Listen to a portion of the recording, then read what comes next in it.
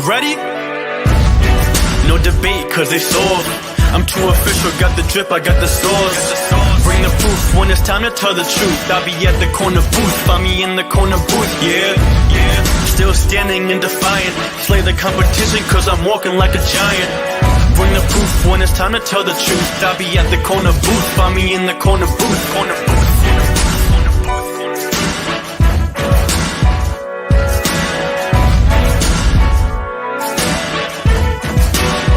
I see myself. Kate, I feel like I have not officially said this. I've tiptoed around it. Kate, will you marry me? Do I have to answer now? Or No, you have time. You can think about it. You can think about a way to say no without hurting my feelings if you want. Oh lovely. I'll send you a letter. Just don't even. Right, cool. Thank you. Shit. I'll send you my address later so you can send it to my house. Yeah, I'm never giving you my address. I don't want you getting that close. Oh, I know. Ladies and gentlemen, I can never get enough of that intro. Nope. Oh my God, amazing show today. Not only do we have the man, the myth, the legend from the Divots and Pivots podcast, Mr. Angelo Duke, we got both the boys from High Low Sports. Oh, DJ and Kelsey. We got my main man, my right hand man, Matt. And on top of that, we also have a special guest coming at 7:20 for our Thursday Night Football preview. Boys, a hell of a show today. I'm happy you guys can come on and join me and celebrate. Crazy. I think we're just going to call this rivalry week. NFL, we got rivalries going on. We got rivalries going on in college football this week. One of our friends of the show, Kevin, could not make it to shit on Tennessee this episode. So he sent his love and a video for me to play later during the pick. Oh, boy. I'm afraid. Don't worry. I'm making sure him and Kelsey are on for Iron Bowl week. Oh yeah, well, I'm already going on tailgate that week too, and I wore this just in case he was showing up today, just in case. Well, I mean, I think I'm going on for FSU Miami week because I don't care how many losses we have. I want to punch those inbreds from the panhandle in the throat. Hey, whoa! Yikes. That was harsh. Not everybody. They're not technically in the panhandle. They're like on the elbow of the panhandle. We don't really claim them. Notice I didn't argue the inbred part of it. He just argued the geographic. They're inbred. They're on the elbow. That's what happens when you're in the elbow. There's no problem with the fact I'm shitting on the fact that they're literally backwoods trash. No, it's only the fact that they're too logical location pisses him off. No, have you been to Tallahassee? I mean, that's like I can't complain when you if you've been to Tallahassee, you understand. It fits that description. Just not panhandle. Trash handle. Oh my God! No, elbow handle. Listen, I love the state of Florida. There's only one spot I refuse to go. And that's the panhandle. No, man, that's the best part. It's the elbow that you have to get through to get there. Yeah, I mean, Cruz told me for years I should go try Jacksonville, and I was like, "Yeah, I'm going to give you a hard pass on that one." That's not the panhandle either. I know it's not. That's Duval. That's the elbow as well. That's trash as well.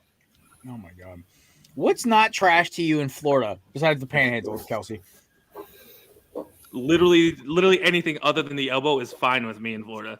Just that elbow area is literally just a joint. Just a joint. It's just trash city, like right there. It's just not not the freaking swamps that may have people that might eat your face on bath salts between Orlando and Gainesville. They make great stories. They're the people that keep people like us employed down there. So let's be honest. Fair. Oh, very fair. Oh my God. They're okay in my book as long as they don't mess with me. I don't have to mess with them. Just have to tell stories about them. Yeah, just to tell stories, just to make everyone feel good, right? Yeah, exactly. It's like having Mississippi in the United States. We keep them around just so every other state feels good. Oh, don't pick on Mississippi. They're going through enough right now. They don't need your added power. Like reading level. That's that's my point. Mississippi is so bad. The people steal from the state to steal from their poorest, and nobody cares. It's been a news cycle for 7 years, and nobody cares until it's Brett Favre involved. And even then, it's like, oh, hey, Brett Favre took money from poor people and took money from kids that can't eat. Okay, moving on. Like, that's exactly how that news cycle went. Goes off with hard takes off the rip because, no, we're good. We'll pass. I mean, listen, we have enough stuff, but the way this show structured set up, I was kind of begging on us talking for like 20 minutes. We're going to talk baseball, obviously, before Thursday Night Football preview. But, oh my God. We talk about Daniel Snyder and the fact that he's like trying to like literally threaten the NFL with blackmail. Anybody else? Donald Sterling and the who's the guy who owned the Dodgers before they descended to the depths of hell? Oh, I forgot that fucking guy's name. The Dodgers. I consider them trash. That's the other part of the world I consider trash. So I don't pay attention. There are very few things me and Kelsey get along with, and both of us just hate the LA Dodgers. Makes sense. Dan Snyder is definitely that kind of guy that like will bash you and then will see you out in public and act like he's your best friend. And he's like, oh yeah, he's like, let's ignore the fact that I just said I've got dirt on a file on you, but like, hey man, how's the family? He's definitely that kind of guy. The best part about that whole article is Dan Snyder. All the owners hate each other. All the owners just hate Dan Snyder. Just completely undercut that. That was the best part about the whole thing. Except maybe like Robert Kraft. Maybe like everybody does hate Robert Kraft too, just because happy endings and such. I mean, I think they just hate him because he got caught and ruined the fun for the rest of them. Exactly. Yeah.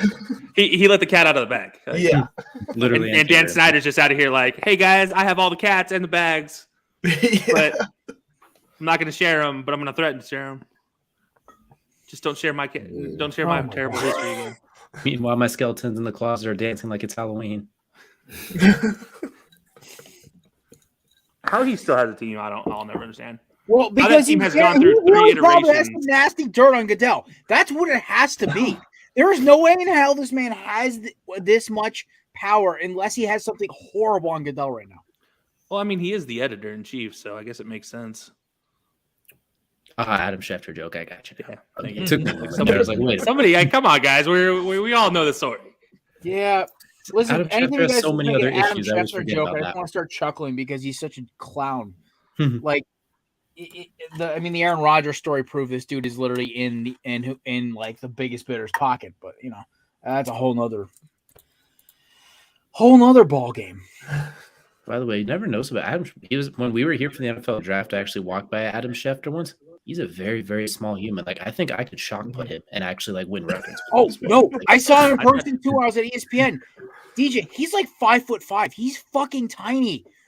Like, I could strap him on my back and then get fireman carry him through the depths of hell and then throw him into a pit into Mount Doom if he starts talking out of place. Like, he's really small. Like, Kelsey could probably put him on his back like an Eskimo baby. No, I thought about walking up and asking him, hey, do you need help finding your family? Like, do you need help finding your family? Man. Are you lost? So he's like Cat Williams. Oh, it was bad, dude. Like, he was that small on another level. Jeez. Like, we met some really cool like sports analysis and people that are on desks and stuff, and they're like normal sized human beings. Like, some of them are 5'8", like that's small for men. Some are like 5'6", and okay. But then there was like Adam Schefter, the smallest of all smalls, and you're like, how does this movie magic work that you don't look like this short on TV? But yet I still want to ask you if you need help finding your family. Like, I'm afraid to be left in a room alone with you. Small dudes, they're all tiny. Like, I think it was Jeremiah is like tall and lanky as shit. DJ's stepdaddy, but basically, like Rap Sheet, he's like 5'9". I think Mort's like 5'9". These guys are all small dudes, man. They're Kuiper's all tiny. 5'9". Hey, I'm only 5'10". No, You're getting awfully close. Kuiper is 6 feet with his hair. The haircut is God. Yeah, like. If I with the hat on, 5'11", I let the hair go free. I'm about 5'11" and a half, 6 foot. And then there's Kelsey towering over all of us. Mel Kiper is what gives me motivation that anything's possible, because the fact that he still has a high up job like that and he is the shittiest analyst ever. Jared is tiny, 5'9". Okay, so Matt can confirm this because he's known me since we were like fucking 15. I'm not 5'9". Nah, Jared's a solid 5'11" at least. On a good day? Yeah, on a good day. On a moderate with day, all of his Eagles hype going? As long as Dude, I'm because that hype right now. Are you kidding me? When Jalen Hurts drops, if people actually grew taller or shorter based on how their team was going, one day you're at the top of the road and they fall through 2-14 and suddenly you can't get on a damn roller coaster. Like, that'd be so painful. Does it carry over? Like, if your team wins championships, does it like set that hype permanently until the like? Because if that's the case, then like from 2010 to 2016, I went through a huge growth spurt, and like I'll never shrink. Dude, if we based height on championships like my of Kings our fanhood teams, would. I'd be like 4'10". Oh yeah. I'd be Adam Schefter. Just for being a Kings fan, I'd probably be in the 4 foot area. Like, it's just wouldn't be that bad. Kelsey's pro sports fandom is like my favorite analysis besides my own. He's a Giants, Cowboys, and Sacramento Kings fan. Yeah. And I'm a Diamondbacks, Eagles, and fucking what is it? Freaking Timberwolves fan. See, yours I question way more than mine. Like, how do you go Philly, Diamondbacks, Timberwolves? Yeah, it's like I'm three like different time zones. San Francisco Giants, Sacramento Kings, and then the Dallas Cowboys. Well, okay, so mine is more based off of players. So first like you're baseball like card, Hawaii, just traveling everywhere. yeah, first baseball card I ever got was Randy Johnson, and I stuck with it because I loved reptiles as a kid. So I was like, "Ooh, Diamondbacks, that's a snake," and I'm like, I started watching. I got to watch one of their games. You're young. Never mind. Sorry, that explains why Randy Johnson was a Diamondback. And then He played for like 6 other teams in between, but you know, no. I mean, I got to watch him play for the D-backs from like 02 to like 05, and then I got to watch or 06, whatever the year before he got traded to the Yankees, and then I got to watch him pitch for them again in the second stint, which was kind of really cool for me because I was like, I got to watch him pitch live for the Diamondbacks, and it made me really happy.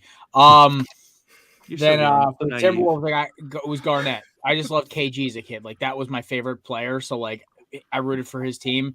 And when he got traded, I kind of stuck with Minnesota because I didn't want to be that guy. So I did have a KG Celtics You were a fan jersey. through the Telfair jersey. Yeah, I did have. I wanted a Theo Ratliff jersey so bad. We only played there for like 7 games. So did you celebrate his championship with Boston then? Oh yeah, only Boston sports team I've ever rooted for in my life. It was the Celtics that one season. Okay, fair enough. Trader. I wanted to see my boy get a ring. Trader. He was one of those. No, he I was still one of wore a those Timber. players- I still had my like. I think I got an Al Jefferson T-shirt, but like I still like hated Al Jefferson. So Look, there's not a Timberwolves single player. actually proud to wear his jersey, and this is kind of regrettable. Was Andrew Wiggins, and then it was Towns, but like my boy is Anthony Edwards. Like that dude is like he's that KG Kobe breed where it's just like that dude don't give an F. Clearly because of his comments over the offseason, but. Yep. Yeah, I stand by what I said before. There's still a standing bet, I believe, that he's still not going to break into a top 20 player this year like you believe he is. I think he will be. I mean, I was told, I was said, hey, they're playing. My buddy's a big Nets fan. He just said, hey, they're playing the Nets tomorrow. I'm like, yeah, it's preseason, but NBA doesn't start for me till about end of like December when they need something to do between bowl games. Well, while you guys are trying to get your NBA fix in and not listening to Jared and talk about the NBA, you can listen to our prediction show we did yesterday.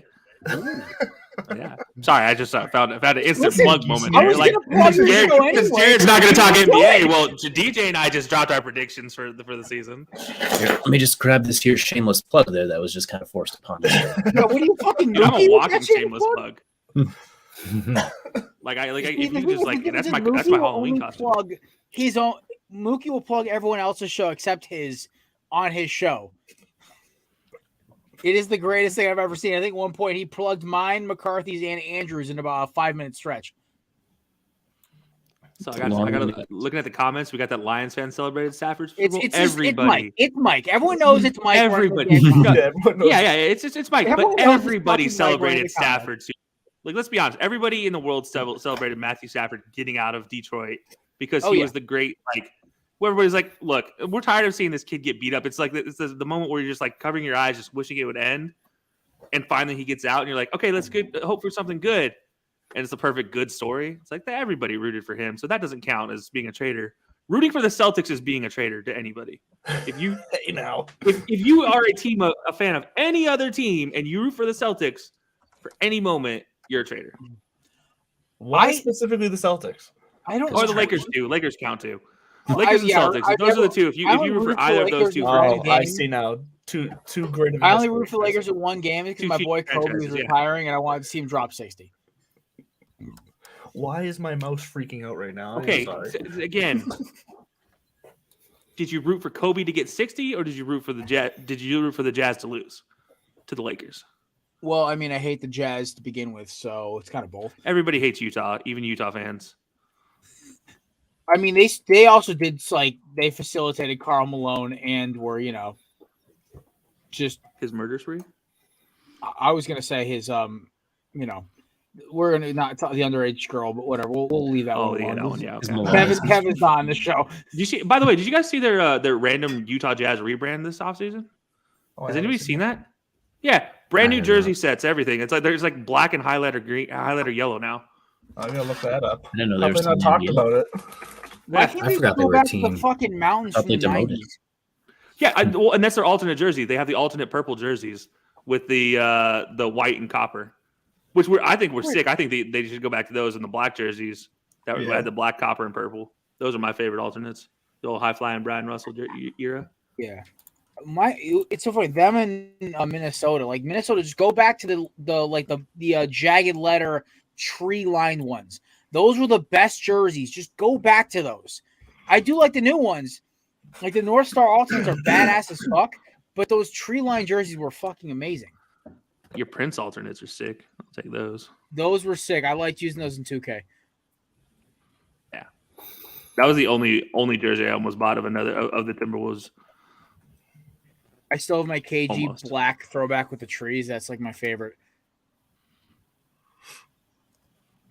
I was going to wear a Brian Dawkins jersey today because it is the man, the myth, the legend's birthday. Happy birthday to Weapon X, my favorite athlete of all time. Love him to death. And thank you for retirement. Congratulations on retirement for another forever and eternity.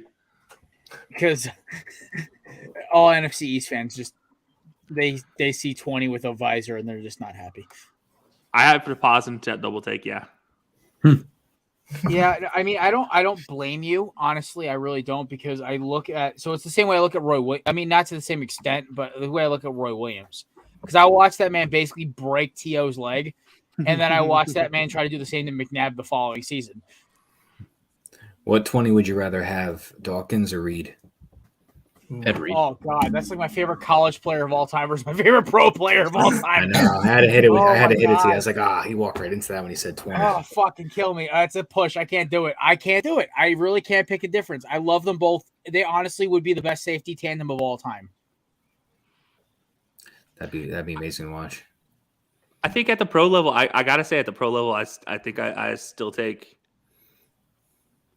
I don't know, man. I feel blasphemous saying either one. Like I don't know if I think I saw Brian Dawkins more than I saw Ed Reed play, so I think I have to go Dawkins.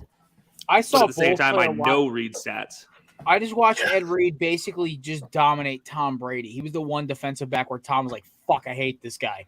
And he just said that publicly too.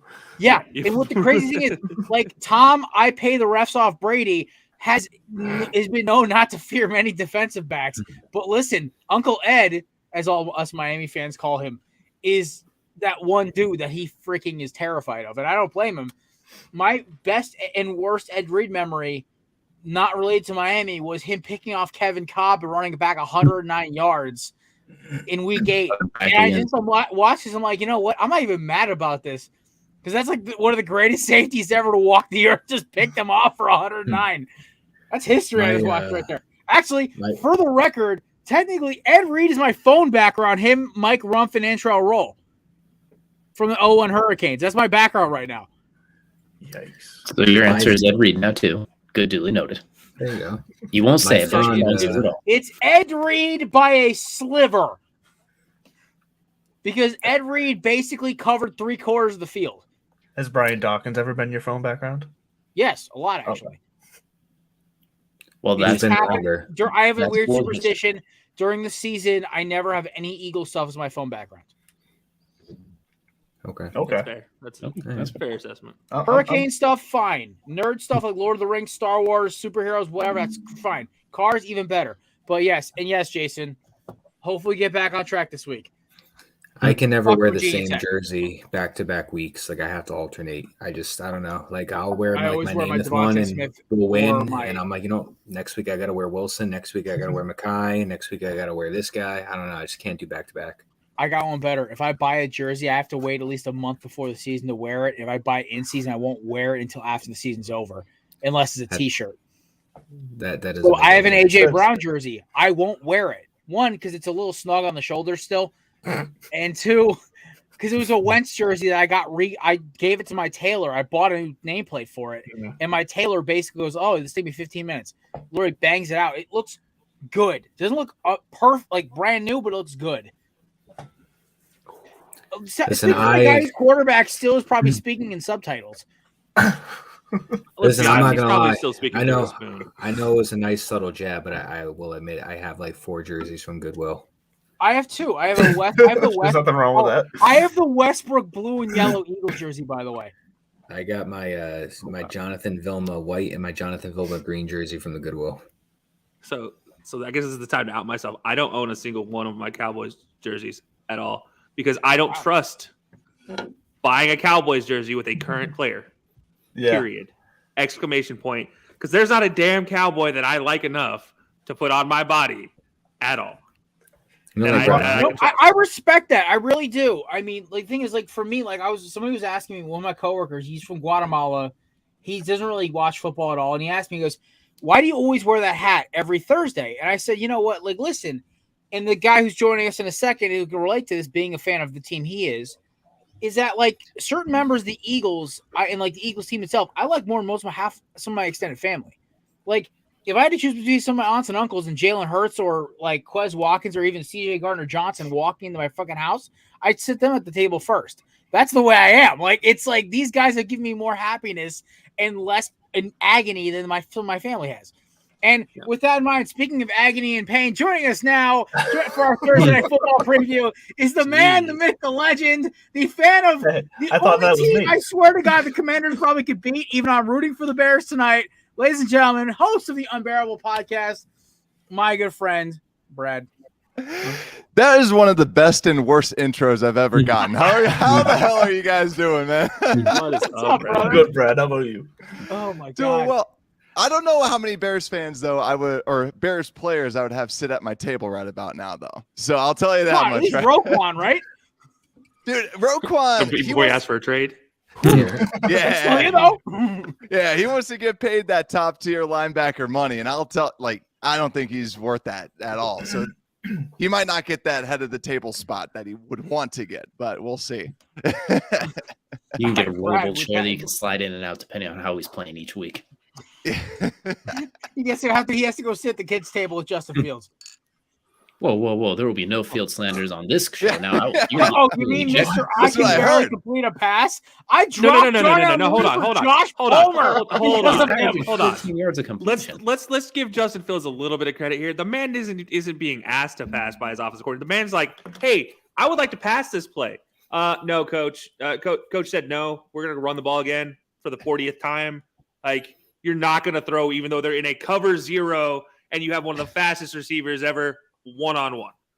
Now we're not going to do that. Just a little insight, just because I know from Brad's previous show, he's familiar with quarter 4. I ran the simulation on quarter 4 today for this game tonight. They had Trevor Siemian as passing for more yards than Justin Fields. Jesus. In the simulation. Yeah, those sims are not kind to the Bears. I mean they gave you guys the win week 1, which I bet on and won because of it. So I'm like happy for that shit. Yeah, like, and for real though, that would have been a win too, just because you have like all these things good going for us, the rain, the emotion, home and everything. But yeah, how are you guys gonna legit watch this game? I'm just curious as a non. I will. It's on right now. I'm watching pregame. Yeah, I was curious just because I honestly think it's going to be an entertaining game, especially because the Bears, Justin Fields is someone who always throws downfield. And the Commanders, they are like the worst at giving up big plays. That's all they do, and that's all the Bears are going to be looking for.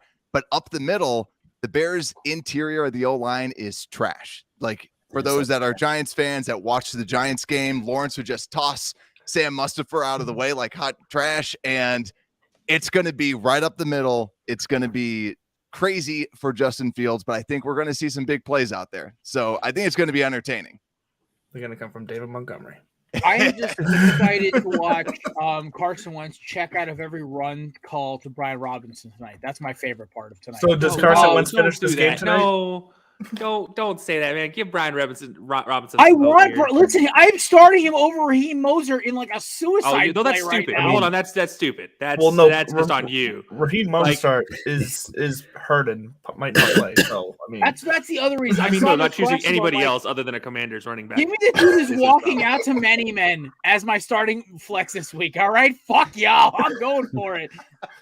Jared, we talked about a pre-show. Jared's starting DJ Dallas in this flex this week. Always, baby. All right, I'm gonna head out on that point, guys. I'll see. I have no response for that one. Oh my god. This would be the week though. Like the Bears' run defense, talking about like Roquan Smith, nowhere to be seen. Honestly, this run defense is horrendous. This defensive line for the Bears is horrendous. Crazy enough, the pass coverage is what's good because Jalen Johnson's coming back, only targeted once in 2 games. But Kindle Vildor playing well. But yeah, the running backs, any big running back has just done very well against this Bears team. Any starter, all the backups, we got Alexander Mattson like shut down. All the backups, AJ Dillon locked down. But any starting running back, like if Robinson's the guy, Robinson could have a big game. It's just the Commanders, we don't know who's going to be even getting carries. Oh shit! Look who made it. What up, Rob Taylor? Literally one of the most annoying Chiefs fans I've ever met in my life. I've never actually met him in person. Welcome to the show. Fair enough. By the way, I was just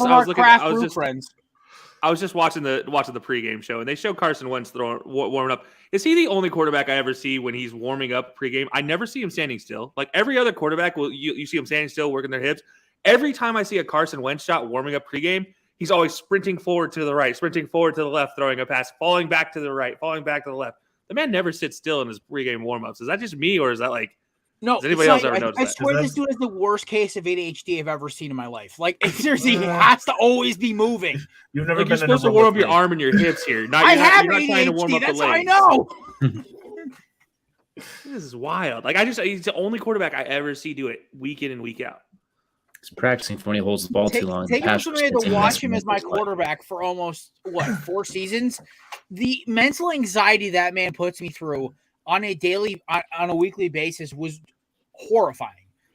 Like I love Jalen because Jalen is smart enough to either get down, throw it out of bounds, or if it's a small defensive back, lower his shoulder. He could probably lower his shoulder against a lot of people, not just small defensive backs. Let's be honest. Like that man's pretty strong. Not many fans have basically a bleacher fall next to them and look at him like, "Hey, y'all good?" Like I think Wentz would be running for his freaking prayer beads or whatever. I swear, like Jalen Hurts almost scares me how calm that man is 24/7. The man also literally squatted about 650 pounds as a freshman in high school, and there's video evidence of it. So like, the dude was tiny. You're the only one here who played on a D1 football team. Like I know that's not easy. So I didn't play. But yeah, you are the roster for a week that counts. Hey, you pancaked I fairly. practiced with guys that played, and I got kicked my ass kicked by them. But yeah, sure, we'll call it that. Hey, you pancaked Nick Fairley. Yeah, one time. You know what? That's my claim to history to this day, and I'm still regretting that moment. All right, so Brett, I want your honest God opinion here tonight, because so what's the Bears if they are going to win tonight? What is going to be their key? We talked about how weak the Washington secondary is. We talked about how they're gonna be soft up the middle. Brian Robinson might go off, but here's the thing: you guys have to rely on the fact that Carson Wentz is going to throw himself out of games. Yeah. I feel like that's a key. But let me, as the Bears expert here, what do you got for me here? I'm really excited I want to bet on the Bears tonight, man. Do it for me. Yeah, I don't know about betting on the Bears because it could go one of two ways.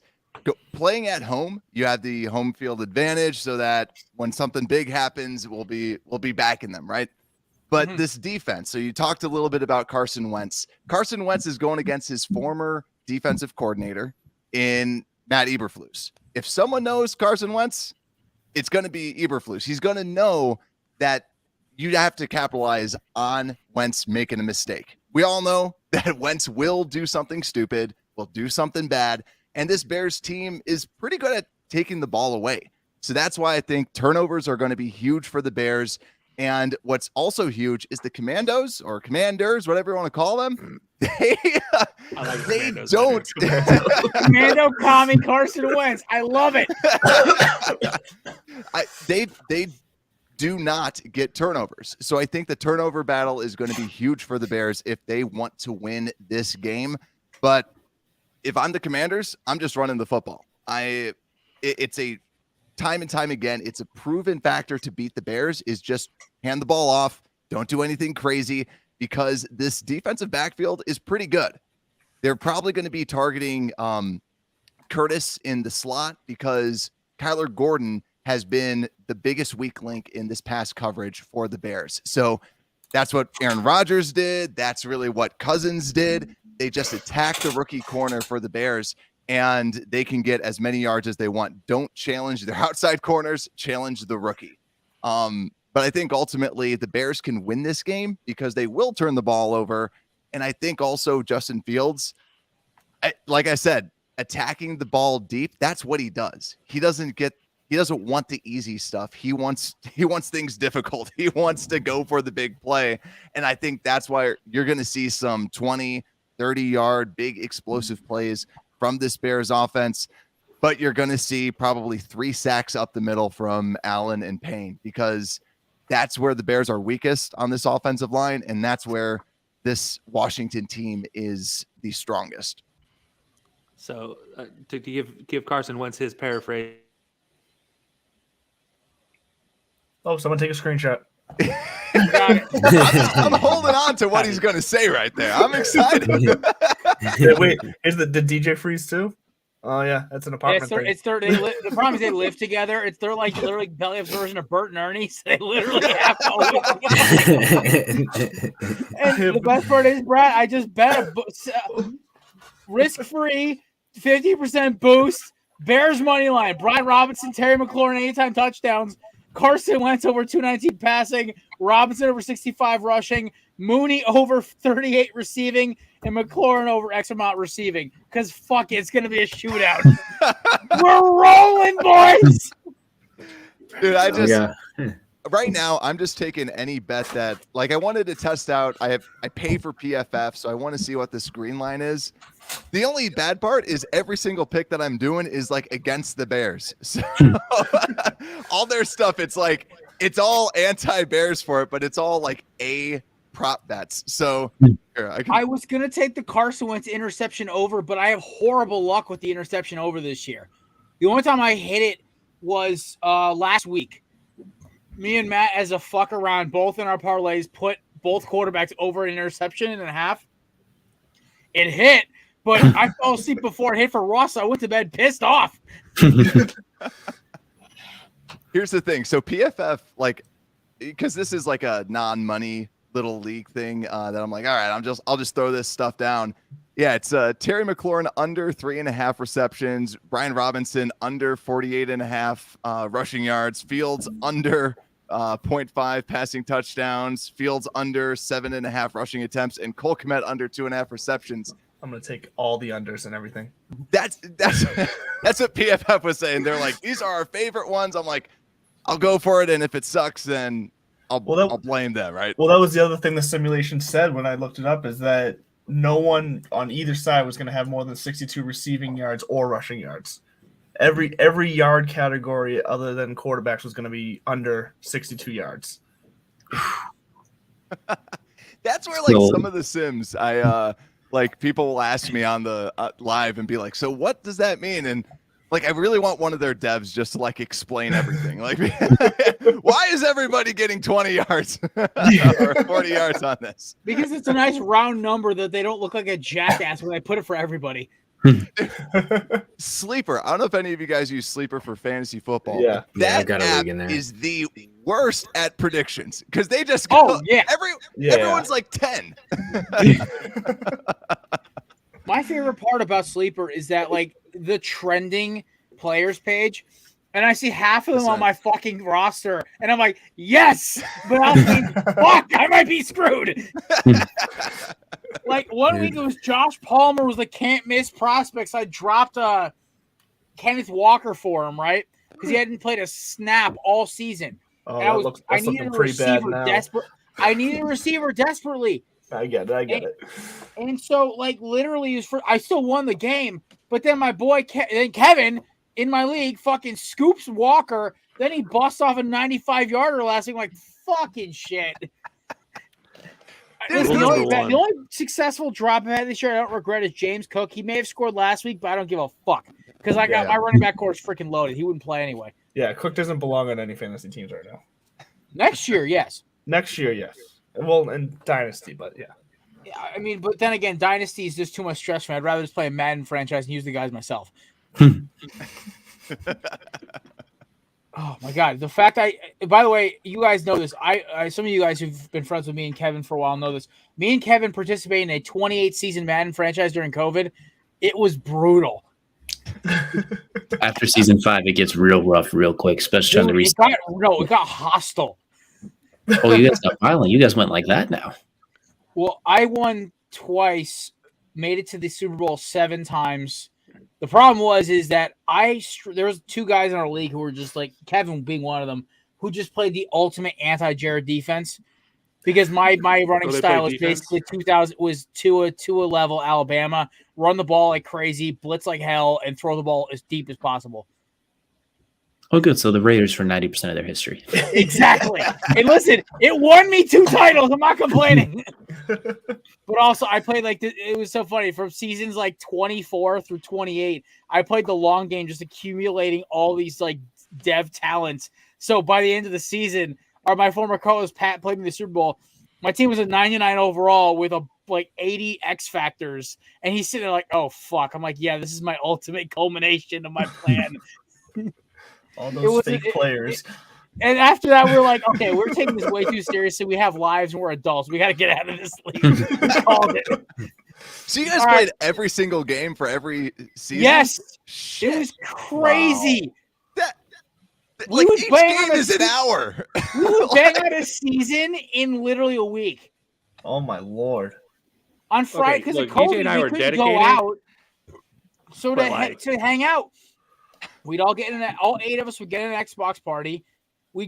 Each of us would grab a cooler full of beers, and we'd play 3 or 4 games on a Friday and Saturday night. We'd bang out a season in a week. It was great. You got Matt Fisher versus some random ass guy that just got. There was a couple times like me and Kevin during games would get pretty hostile. Like Kevin and me are both very obnoxious human beings. It got very vile at some point. Some of the shit we'd say to each other. A Bama fan and a Philly fan, hostile? No. You should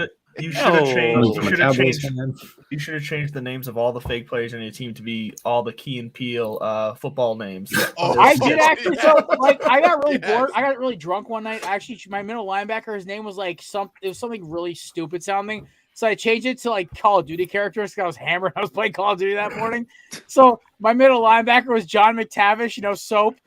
Ends up being a Hall of Fame linebacker who plays for 20 years and has 10 records. So you see John McTavish through the entire record book for Madden. It was great. Wait, you're telling me you played that much Madden and you still have time to play other games? Dude, what part of I went to work, I went home, worked out in my basement, and then did nothing but play Xbox and drink beer? Did you not understand? And there's a reason I was 290 pounds at the end of the game. I'm just glad. I'm glad out of all the things that could have happened to you during COVID, that's the thing that happened, and not that, and then Jeffrey Dahmer beyond. Because listen, I'm insane, but not that insane. That's the beginnings of a serial killer right there. I just went and worked out in my basement and played video games all day. That's all I did. All right. We gotta do some picks because we've been rambling about a fucking Madden league for 5 minutes. All right, go around the horn. We'll finish with Brad. Kelsey, who you got tonight? Oh goodness, give me the Bears. I'm gonna regret that decision, but give me the Bears. Matt. Nothing to do with the fact that I just bet the Washington money line, but give me the Commanders. We are Commanders. Yeah, $10 is on the line. Give me Carson Wentz. Nothing to do with the fact that he's my quarterback You in my put $100 $10 money on league. Carson Wentz. You got bigger balls than anybody ever met in my life. Nothing to do with the fact that I've been playing I Carson Wentz for wouldn't 5 bet weeks that the rest because of this beer can on Carson Wentz, much less a fucking. Listen. I bet 10 I'll bet cents on is the the minimum Bears. bet, right? 10 Listen, cents is I the minimum. went- He must have meant 10 cents. yeah, 10 Oh, cents for every fucking sack he's gonna be getting. The So only reason I bet you're this gonna be having game is a lot because of it was a money same game parlay, I mean- and Brad bet me not to bet on the Bears. Carson, it's the least I can. It's the least Carson I was can just do. in charge I of our started- internet, and he already dropped that one. So Yeah, right. I I think the only person who's worse at fumbling than he is Trevor Lawrence. I don't know. was Matt 0-1 Ryan's in pretty I my- might be good. just a Doug Peterson coach quarterback thing. I swear to God. I was 0-1 in my money league. Lost Dak Prescott. Picked up Carson Wentz because I was the best option at the moment, and now I'm on a 4-0 streak. So it's the least I can do for the guy. Listen, my quarterbacks are Hurts and Geno Smith. Man, I'm living life right now. DJ, what you got tonight? Yeah, give me the Bears. Carson's going to throw a couple, and Eddie Jackson will catch them. Pretty much that simple.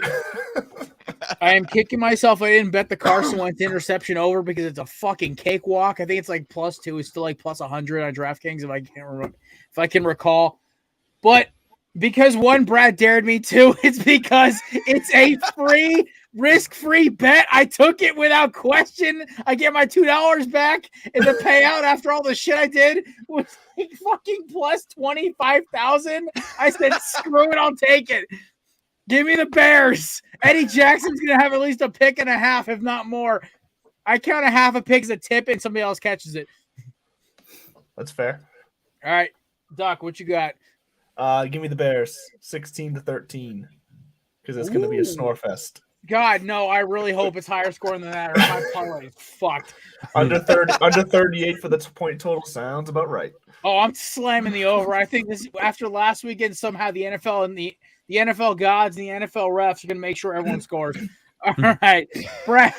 No, Amazon's yelling at Bezos is yelling at Roger. Roger, I don't care how bad these teams are. Tell the refs to let everything slide. If Fields throws an incompletion on 3rd down, throw a flag. Like, give them the first. Holding defense, number 24, 15-yard penalty, automatic first down. Try it Roughing the again. passer on the Speaking of- air. Speaking of a flag on the play, Ryan McCarthy comes in with a low blow to Jason. Oof. You love to see it. Listen, I mean, it's the problem is I would never bet. I won't bet on Miami the rest of the season. After Cincinnati, I will never bet on them again because I don't know if. Well, you've got Glass Skull Tua. You've got freaking the fact that Raheem Mostert's on the injury report every fucking game.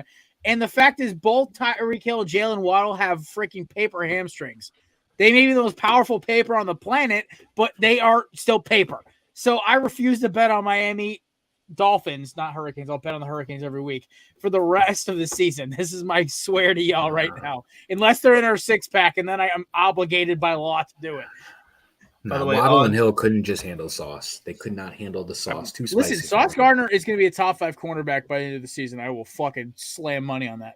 Hey, by the way, odds just updated. Bears are now to +100 money line. So I bet on the +100. when I looked earlier, they were -105 or 115, I believe. So I think they switched it because they said Brian Robinson starting instead of Antonio Gibson, so there's like 2 less fumbles they have to worry about. Someone that might be able to average more than 4 yards a carry. Like, listen, if Robinson rips off a 68-yarder on the first play from scrimmage for a touchdown, the Bears can kick the living piss out of the freaking Commanders the rest of the game. I could care fucking less because that hits 3 out of the 4 things in my freaking parlay off the rip. Yeah, but I haven't given my predictions. Bears 23-17. I was tempted to go 16 just because Joey Sly misses a bunch of stuff, and I think they said it's going to be super windy today down in the Windy City. So Hell something yes. to look out for. trying to see if my I can God. tell right now on the pregame, but it looks pretty calm. Oh no, it looks pretty windy. Never mind. Yeah, okay. So all those receiver overs I'm fucked on. Great. Dude, It I had looks- a tornado right next to my house not too long, like yesterday, so it's still a little windy. It looked real calm until the flag bearers walked by for the national anthem. And yeah. Oh my God. So Brad, you got some time to stick around for some more picks? You got to take off. I gotta probably take off. The wife just got back from some volleyball practice, so.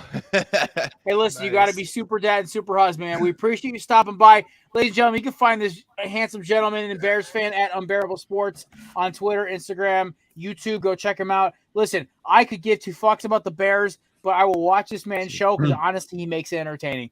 Ladies and gentlemen, my good friend, Brad, host of Unbearable Sports. Thank you. Good Take to it see easy, you, guys. Brad. See ya. Thank you for coming on.